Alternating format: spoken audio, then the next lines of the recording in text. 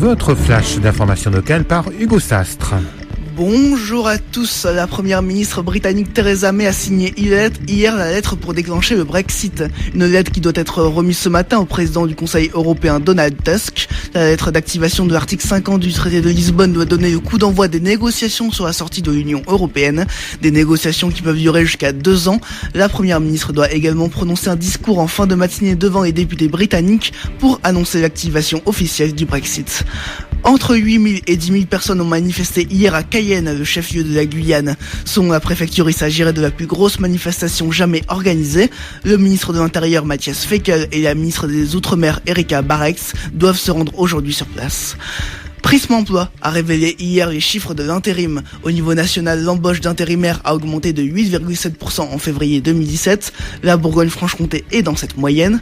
En Côte d'Or, l'embauche des intérimaires augmente de 5,5% et de presque 7% en Saône-et-Loire. L'industrie, les services et le BTP sont les secteurs qui recrutent le plus en intérim.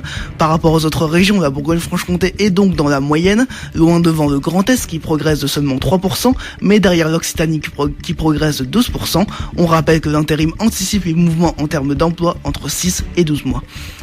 La préfecture de Côte d'Or a annoncé hier que dans l'ensemble des communes du département, il sera possible de voter pour l'élection présidentielle entre 8h et 19h.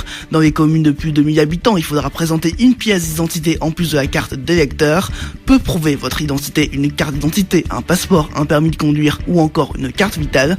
On rappelle que l'élection présidentielle se déroulera les 23 avril et 7 mai. Les électriciens et les gaziers d'EDF sont en grève aujourd'hui. Ils manifesteront devant l'agence d'EDF rue des Gaudrans de 10h à midi, puis de midi à 14h devant l'agence de conduite régionale. Ils souhaitent être davantage rémunérés, une baisse de la TVA à 5,5%, ainsi qu'un service public de qualité et de proximité. Le 20 mars dernier s'est clôturée la première étape de la procédure d'admission post-bac. Cette première étape consistait aux étudiants de terminale de faire des vœux pour l'année prochaine.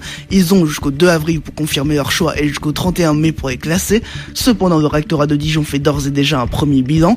Dans l'académie, plus de 17 000 élèves ont formulé au moins un vœu, un chiffre en légère hausse par rapport à l'année dernière. Chaque candidat a formulé en moyenne 6,66 vœux. La majorité choisit en vœu 1 d'aller en licence, le tiers d'aller en BTS. Ils choisissent ensuite le DUT, la gestion et le patrimoine, et enfin l'école d'ingénieurs. Ce samedi, l'espace Carnot de Mâcon organise le 14e salon des jobs d'été, des stages et de l'alternance. Ce salon ouvert à tous propose 800 offres d'emploi, dont une centaine dédiées aux jeunes de moins de 18 ans. Une autre centaine est dédiée à ceux qui souhaitent partir à l'étranger. Tous les secteurs d'activité sont concernés. À noter que les emplois non pourvus devraient ensuite être mis en ligne sur une plateforme.